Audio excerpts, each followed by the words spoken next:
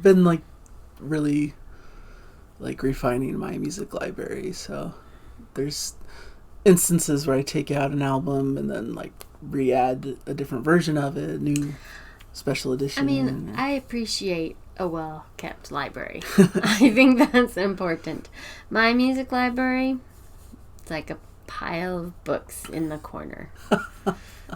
Yeah. And there's probably multiple copies of things. And then I go buy new books because I don't remember what I already have. I get a little obsessed. And then I bring it home and toss it in the pile. And like, there's my music library. My actual library is not like that. My home library or my library that I work at. Books are important. You gotta take care of them. That's true. Music, No, you gotta take care of that too. Wait a minute. Digital files? Well, I guess digital. Yeah, I'd say I'd take care of my CDs, but I don't know. That's why I switched to a digital library, which is a hot mess.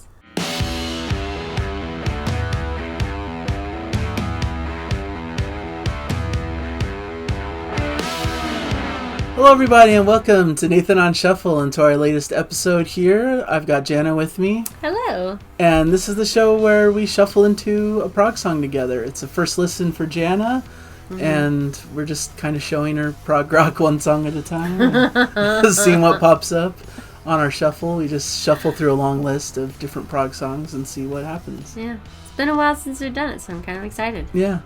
We probably need to do it more often, but, you know, schedules and all that. But here we go. Shuffle. We're doing one. Shuffling. Ooh, that's a fun one. We've got some Jethro Tull. Jethro Tull, which is name of the band. Name of the band. Not the guy. Not the guy. This is the band. And this is the track Minstrel in the Gallery.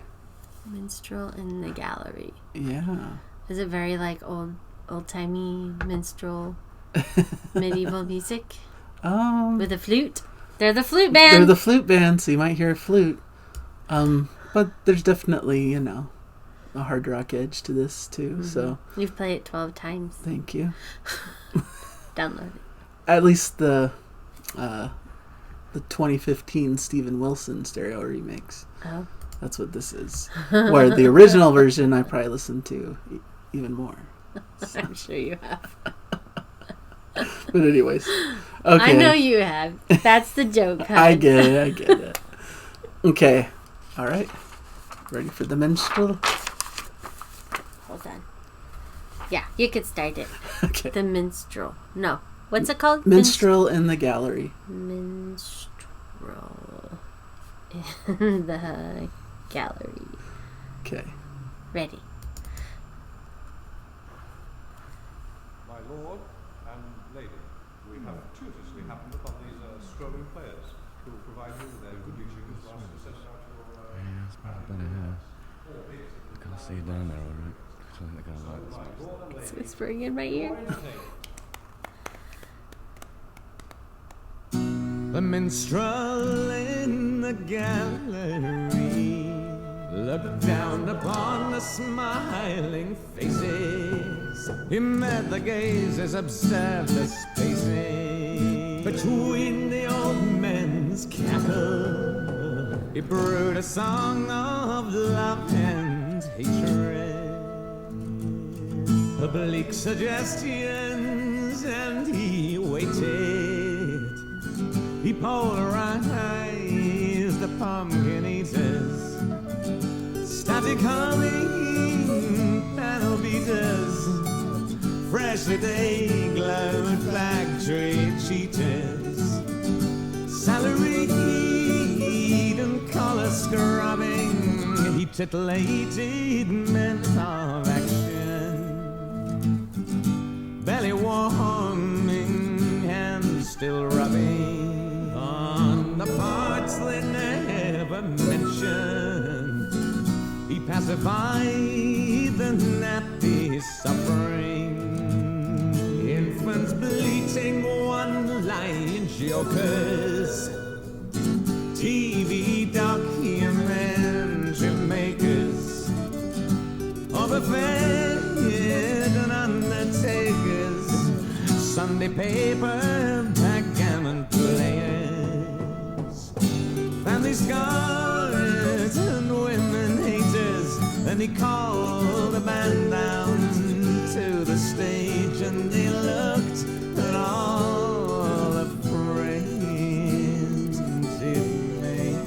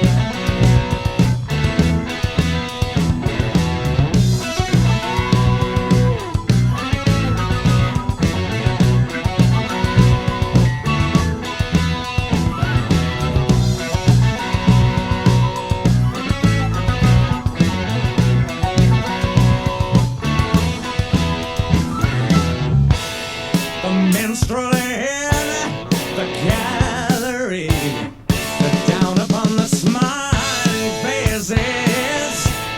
He met the gazes, observed the spaces in between the old man's cactus.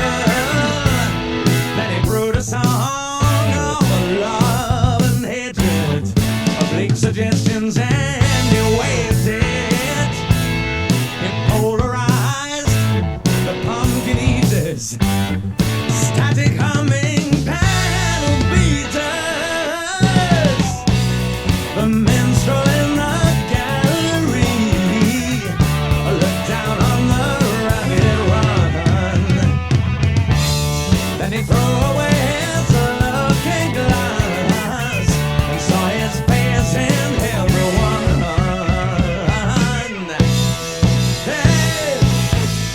He titillated men of action, belly warming, hands still rubbing on the parts they never mentioned, salaried and collar scrubbing. Yeah.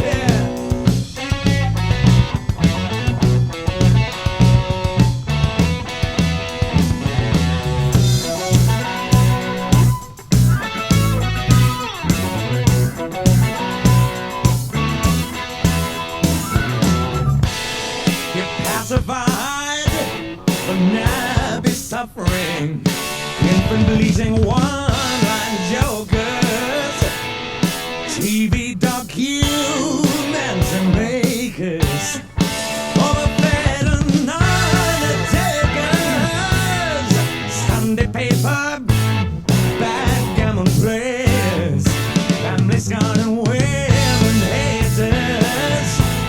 Then he called the band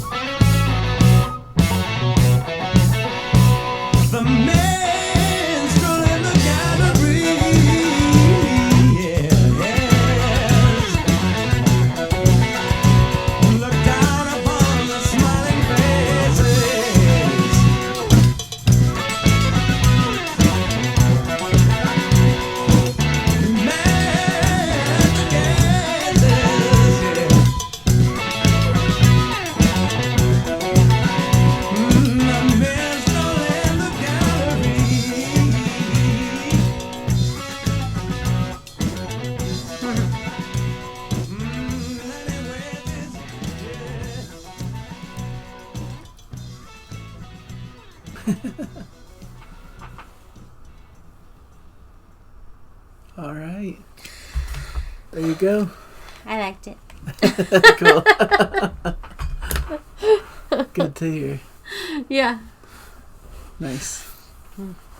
Okay, I gotta get back into the... Get back into the rhythm.